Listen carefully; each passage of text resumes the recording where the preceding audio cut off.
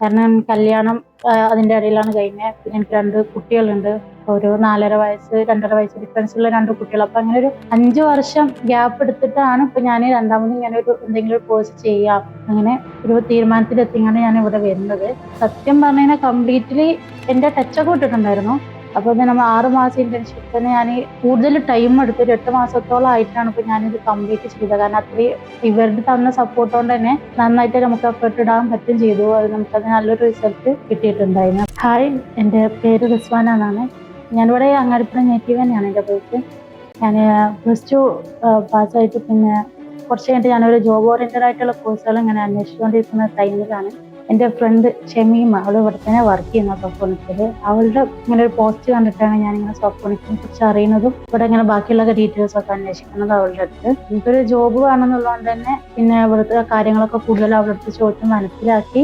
Business field കുറച്ചൊരു താല്പര്യം ഉള്ളതുകൊണ്ട് തന്നെ നമ്മളൊരു ഡിജിറ്റൽ മാർക്കറ്റിംഗ് കോഴ്സ് ചെയ്യാന്നുള്ള ഒരു നമ്മുടെ ഹൃദയമാണ് സജസ്റ്റ് ചെയ്തത്. അങ്ങനെയാണ് ഞാനിവിടെ 6 മാസം internship digital marketing with UI UX ഡിസൈനിങ്ങിൽ ജോയിൻ ചെയ്യുന്നത്. എൻ്റെ കോഴ്സ് കംപ്ലീറ്റ് ചെയ്ത് ഇപ്പം ഞാൻ എൻ്റെ ഫൈനൽ പ്രൊജക്റ്റ് സബ്മിറ്റ് ചെയ്യുന്നതിന് മുമ്പ് തന്നെ എനിക്ക് ഒരു ഡിജിറ്റൽ മാർക്കറ്റ് എക്സിക്യൂട്ടീവ് ആയിട്ട് പ്ലേസ്മെന്റ് കിട്ടിയിട്ടുണ്ട്.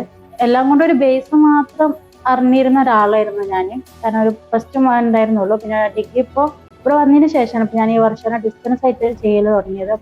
അപ്പോൾ ബേസ് മാത്രം അറിഞ്ഞിരുന്ന ഒരാളെ അവിടുന്ന് ഞാൻ ഇപ്പോൾ എൻ്റെ ഫസ്റ്റ് ഇന്റർവ്യൂ തന്നെ എനിക്കത് ക്രാക്ക് ചെയ്യാനും ഫസ്റ്റ് ഇന്റർവ്യൂ തന്നെ എനിക്ക് അവിടെ നല്ലൊരു പൊസിഷനിൽ പ്ലേസ്ഡ് ആവാനും പറ്റി. അത് തീർച്ചയായിട്ടും ഈ ഒരു സോഫ്റ്റ്രോണിക്സ് എന്ന് തന്നിട്ടുള്ള സപ്പോർട്ട് കൊണ്ട് മാത്രമാണ്. ഒരു ഓപ്പൺ ആയിട്ട് നമുക്കൊന്ന് സംസാരിക്കാൻ പോലും ടെൻഷനും കാര്യങ്ങളൊക്കെ ഉള്ള ഒരാളായിരുന്നു ഞാൻ. അപ്പോൾ അവിടെ നിന്ന് വരെ സോഫ്റ്റ് സ്കില്ലിന്റെ സെക്ഷൻസ് ഒക്കെ ഒരുപാട് എന്നെ ഹെൽപ്പ് ചെയ്തിട്ടുണ്ട്. അതേപോലെ ഇവര് തന്നിട്ട് നമ്മളെ മോക്ക് ഇന്റർവ്യൂസ് ഒക്കെ ഒരുപാട് ഹെൽപ്പ് ചെയ്തിട്ടാണ് ഇപ്പോൾ നല്ലൊരു പൊസിഷനിൽ ഇപ്പോൾ പ്ലേസ്ഡ് ആവാൻ പറ്റി.